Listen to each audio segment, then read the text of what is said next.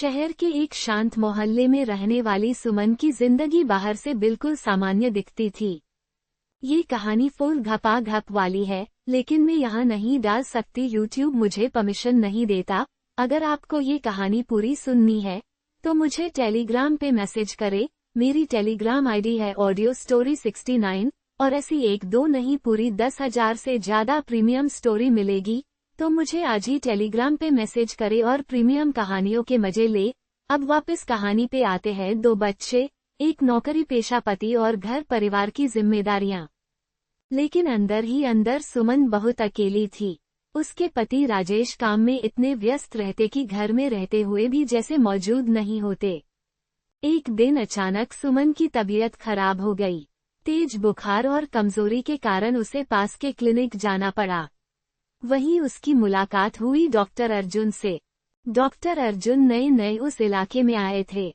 शांत स्वभाव, गहरी आंखें और चेहरे पर अजीब सा सुकून। उन्होंने सुमन का चेकअप किया और मुस्कुराते हुए कहा, घबराए मत, बस कमजोरी है, आराम कीजिए, सब ठीक हो जाएगा। सुमन को पता नहीं क्यों उनकी बातों में अपनापन लगा। कई दिनों बाद किसी ने उसे इतने ध्यान से सुना था। अगले कुछ दिनों में वह दवाई लेने के बहाने क्लिनिक जाने लगी। अर्जुन भी हर बार उसे देखकर मुस्कुरा देते। धीरे धीरे बातचीत बढ़ी। अर्जुन को पता चला कि सुमन को किताबें पढ़ने का शौक है, पुराने गाने पसंद हैं और उसे बारिश बहुत अच्छी लगती है। अर्जुन भी वही सब पसंद करते थे।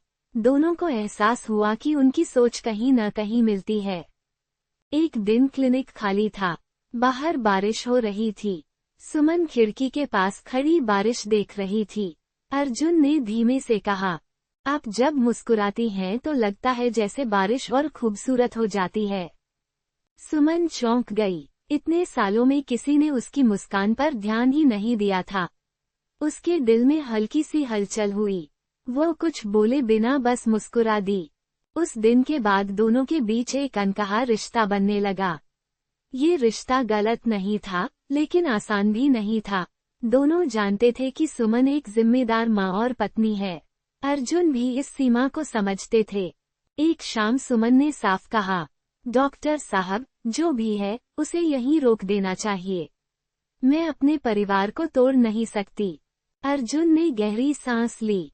मैं जानता हूँ, मैं आपसे कुछ मांग नहीं रहा, बस कभी कभी दिल को समझाना मुश्किल हो जाता है। दोनों की आंखों में नमी थी। उस दिन के बाद सुमन ने क्लिनिक जाना कम कर दिया। अर्जुन ने भी दूरी बना ली।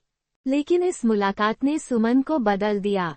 उसने महसूस किया कि वह सिर्फ एक माँ या पत्नी नहीं, बल्कि एक इंसान भी है जिसकी अपनी भावनाएं हैं। उसने अपने पति से खुलकर बात करनी शुरू की। धीरे धीरे राजेश भी समझने लगे कि सुमन को उनकी जरूरत है। घर का माहौल बदलने लगा। बातचीत बढ़ी, हंसी लौट आई। कई महीनों बाद एक दिन सुमन बाजार में अर्जुन से टकरा गई। दोनों ने एक दूसरे को देखा और हल्की मुस्कान दी।